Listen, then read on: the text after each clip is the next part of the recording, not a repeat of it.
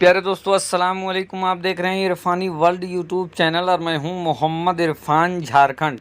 दोस्तों, आज तड़के एक बहुत बड़ी खबर निकलकर सामने आई जिसने सबको सोचने पर मजबूर कर दिया है।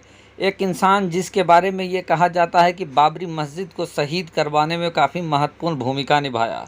एक इंसान जिनके बारे में ये बातें प्रचलित हैं कि अगर वो चाहते तो बाबरी मस्जिद को टूटने से बचा सकते थे। एक इंसान जब बाबरी मस्जिद को शहीद कर दिया गया था, उस वक्त उत्तर प्रदेश के सीएम के कुर्सी पे मौजूद थे, यानी उस समय लॉ एंड ऑर्डर का बागडोर उनके हाथों में था।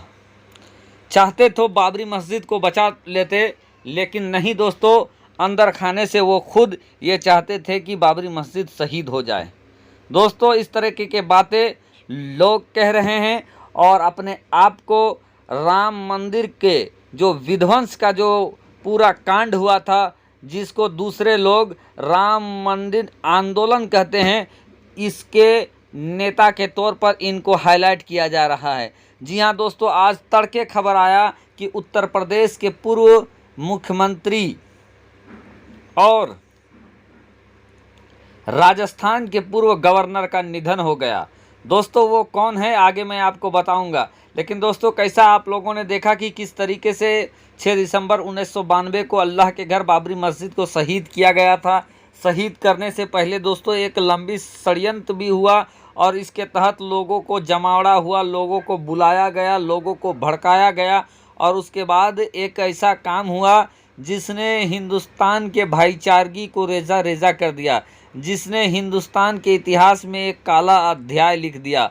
अब दोस्तों, उसी से जुड़े एक बड़े शख्स की मौत हो गई है। कौन है दोस्तों? जिनके लिए पूरा भारतीय जनता पार्टी विचलित हो गया है, क्योंकि भारतीय जनता पार्टी का एक पुराना नेता, एक पुराना योद्धा कह लीजिए, और भारतीय जनता पार्टी को ऊंचाई तक ले जाने में शुरुआती दौर पर इनका बहुत महत्वपूर्ण योगदान रहा था। साथ ही साथ दोस्तों, बाबरी मस्जिद के विध्वंसक में भी इनका योगदान काफ़ी बड़ा रहा था और इसके लिए दोस्तों इनके ऊपर मुकदमा भी चला।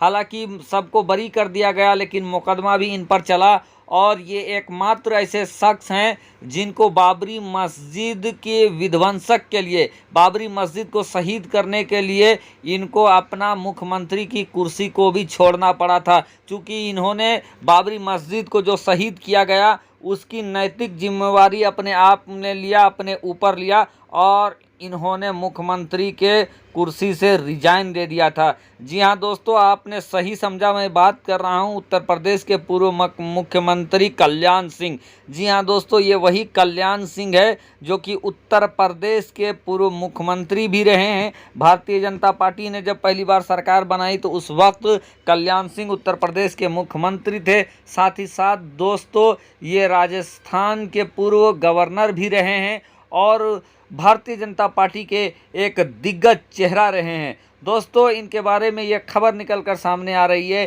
कि काफ़ी लंबे वक्त से कल्याण सिंह बीमार थे और बीमारी के आलम में काफ़ी लंबी तरीके से ये जूझ रहे थे। अब दोस्तों, इतना पावर, इतना शक्ति होने के बावजूद क्यों जूझ रहे थे और इतना लंबे वक्त तक बीमार रहकर अंतिम सांस तक वो, जैसा कि खबरें निकलकर सामने आ रही है दोस्तों, अंतिम सांस तक उन्होंने बीमारी के आलम में ही दम तोड़ा और इस दुनिया को विदा किए हैं। दोस्तों, कल्याण सिंह जिनको भक्त काफ़ी मानते थे, भक्तों में ये बाबूजी के नाम से भी प्रचलित थे। उत्तर प्रदेश में इनको बाबूजी के नाम से पुकारा जाता था, क्योंकि दोस्तों उत्तर प्रदेश की राजनीति को आप समझते हैं। कल्याण सिंह बाबूजी, मायावती जी बहन जी, उसके बाद और बहुत सारे हैं जिनको अलग अलग उपाधि मिला हुआ है। कोई बाबूजी हैं, कोई बहन जी हैं, कोई भाई साहब हैं, तो कोई क्या। तो उसी तरीके से उत्तर प्रदेश के पूर्व मुख्यमंत्री कल्याण सिंह भी हैं। दोस्तों, इनकी तस्वीर देख सकते हैं, जिनको बाबरी मस्जिद के कांड का एक बहुत बड़ा जिम्मेवार माना जाता था और बाबरी मस्जिद जो टूटा दोस्तों, उसका जिम्मा भी इनके ऊपर आया था और उसके बाद इनके ऊपर लंबा मुकदमा चला। लंबा मुकदमाबाजी के बाद कल्याण सिंह और तमाम लोगों को, जैसा कि आप लोगों को मालूम है, कि बरी कर दिया गया था। और उसके बाद दोस्तों कल्याण सिंह गवर्नर रहे थे।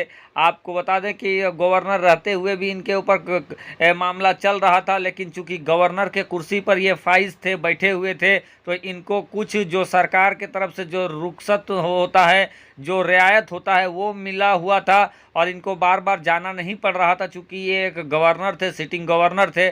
और दोस्तों आपको बता दें कि कल्याण सिंह भारतीय जनता पार्टी का एक दिग्गज नेता रहे हैं। कल्याण सिंह वो चेहरा रहे हैं जिन्होंने शुरुआती दौर पर, जब भारतीय जनता पार्टी जनसंघ से भारतीय जनता पार्टी का निर्माण हुआ था और भारतीय जनता पार्टी जब वजूद में आया, तो उस वक्त उत्तर प्रदेश में एक बड़ा चेहरा थे और उत्तर प्रदेश में भारतीय जनता पार्टी को फैलाने में इन्होंने काफ़ी महत्वपूर्ण योगदान निभाया था। और दोस्तों एक नेता के तौर पर काफ़ी कड़क थे, लेकिन दोस्तों इनके दामन में बाबरी मस्जिद का जो दाग लगा, उससे इनके सेकुलरिज्म को काफ़ी नुकसान पहुंचा। इनको सिर्फ हिंदुत्ववादी नेता के तौर पर देखा जाने लगा और मुसलमानों के साथ विश्वासघात करने वाले नेता के तौर पर भी इनको देखा जाने लगा। लेकिन दोस्तों उसके अलग अगर इस मैटर को आप छोड़ दें तो कल्याण सिंह एक सूझबूझ और साथ ही साथ दोस्तों एक कड़क निर्णय लेने वाले नेताओं में इनका शुमार होता है। और दोस्तों अल्लाह के घर मस्जिद को तोड़ा था और आप समझ सकते हैं कि काफ़ी लंबे वक्त से ये बेड में थे, बेड में जूझ रहे थे, यानी झिल रहे थे दोस्तों। और इसी आलम में इनका निधन हो गया। कल रात 9 बजे इनका निधन हुआ है। लेकिन चूंकि ये भारतीय जनता पार्टी के बड़े नेता थे, तो दोस्तों इनके शरीर को बीजेपी के मुख्यालय भी ले जाया जाएगा। उसके बाद इनका जो पैतृक मकान है वहाँ भी ले जाया जाएगा। और इनके बारे में जो जानकारी आया है कि इनकी अंतिम संस्कार दोस्तों इनके पैतृक गांव में ही किया जाएगा। और वो सोमवार की तिथि बताई जाती है कि सोमवार का इनका अंतिम संस्कार होगा। तो दोस्तों आज सुबह सुबह ये खबर निकलकर सामने आई। लोगों को, ज़्यादातर लोगों को तो कल रात ही पता चल गया था, लेकिन बहुत सारे ऐसे लोग थे जिनको आज सुबह पता चला कि उत्तर प्रदेश के पूर्व मुख्यमंत्री कल्याण सिंह अब इस दुनिया में नहीं रहे, कल्याण सिंह का निधन हो गया है। और उसके बाद दोस्तों मिली जुली प्रतिक्रियाएं भी सामने आने लगी, चूँकि जिस तरीके से हर एक आदमी का फॉलोअर भी होता है, उसका विरोधी भी होता है। विरोधियों ने भी इनके मौत पर खेद जाहिर किया है और फॉलोअर ने भी खेद जाहिर किया है।